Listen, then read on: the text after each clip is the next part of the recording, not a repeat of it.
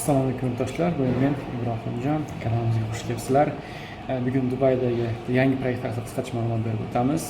Proyekt joylashuv jihatdan juda ham yaxshi joyda joylashgan, marinalarga yaqin, plyajlarga yaqin.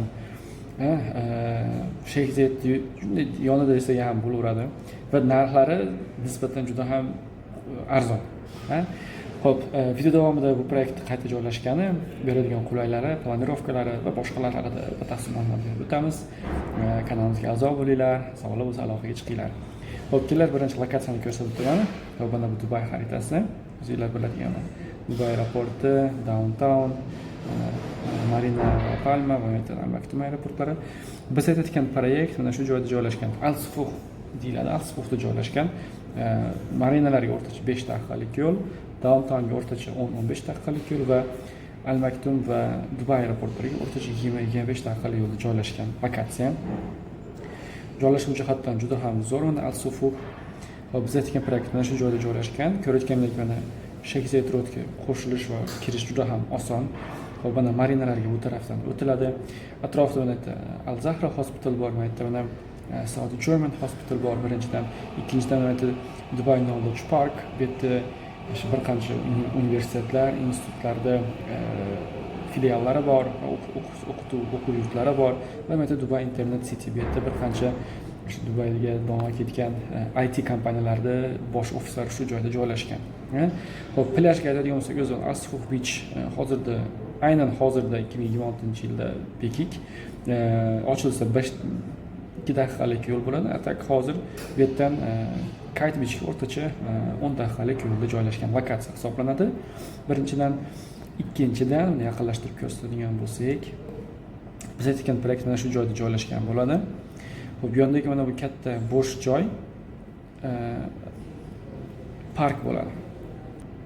Bu proyekt shu park shunday yonida bo'ladi. Xo'p, proyektga asosiy kirish bu joydan, lekin mashinalarning kirish chiqishi bu tarafdan bo'ladi. Va binoda o'zi mana shunday joylashgan bo'ladi. Xo'p, kelar endi proyekt haqida qisqacha ma'lumot beramiz. Xo'p, proyektni o'zi bitta basement, ya'ni podvaldan, ground floordan, 9 ta etaj va rooftopdan iborat bo'ladi, ya'ni tomidan. Qulaylilari birinchi etajda va rooftopda. Xo'p, ground floorga kirish ko'rayotganlaringiz mana double ceiling, katta baland lobbidan iborat bo'ladi. Xo'p, o'rtacha joylashuvlarni ko'rib o'tishingiz mumkin mana.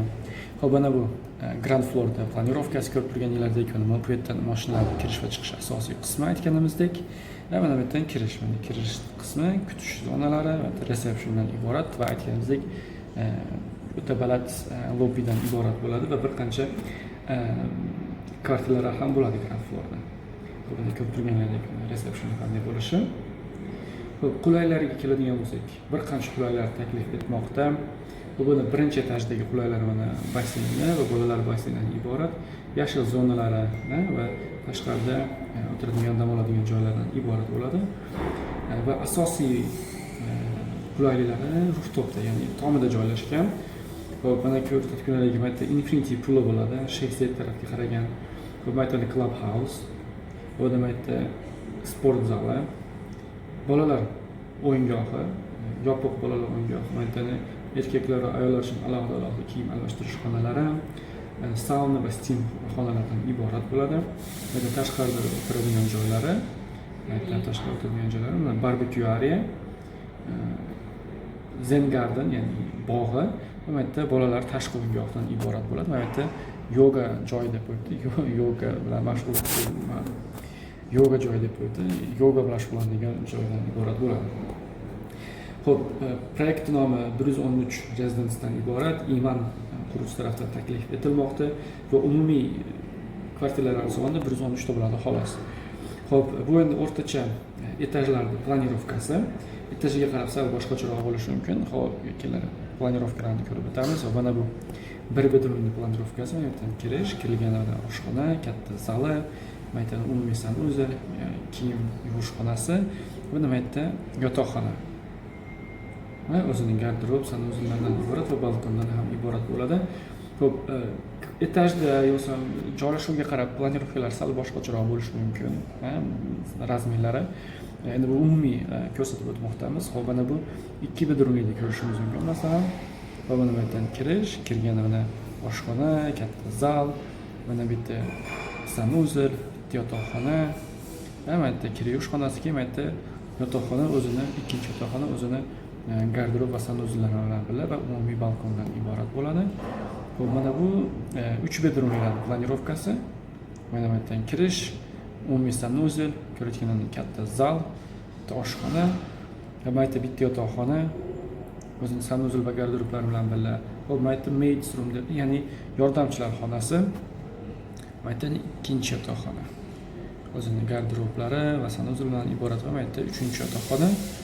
O'zining garderob va sanuzellaridan iborat va balkondan ham iborat bo'ladi.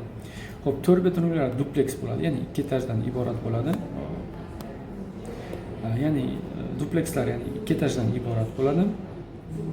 Xo'p, ular juda ham oz, ularni ko'rsatib o'tmaymiz. Mana uylarni qanday bo'lishini ko'p tushunganlar deb qanaqa materiallar ishlatilishi, oshxonalar. Xo'p, uy tayyor pod ключ beriladi, faqat mebellarsiz. Va oshxona jihozlari bilan birga taklif etilmoqda. Mana ko'rayotganlaringiz juda ham chiroyli ishlangan. Aytgancha, bu proyekt qisman Versace bilan hamkorlikda olib borilyapti. Xo'p, mana bu proyekt haqida qisqacha ma'lumotlar. Umumiy 113 ta kvartiradan iborat bo'ladi. Plan platasi mana 50 yillik, ya'ni 50% qurilish davomida 50% uy topshirilayotganda, xo'p, mana boshlang'ich narxlarni ko'rishingiz mumkin. Boshlang'ich narxlarni ko'rishingiz mumkin. Juda ham qiziqarli, yaxshi narxlar. Bu joylashuv jihatdan va topshirilishi 2029-yil o'rtalarida qilib taklif etilmoqda. Xo'p, proyekt juda ham o'ziga xos, qulay joyda joylashgan, har taraflama juda ham atrofdagi joylarga yaqin. Uning ustiga parkda yo'lda bo'ladi, narxlar ham juda ham qulay. Bu proyekt haqida qisqacha ma'lumotlar shu. Sizlarga yoqdi degan umiddamiz. Kanalimizga a'zo bo'linglar, sog'lik va salomatlik tilaymiz.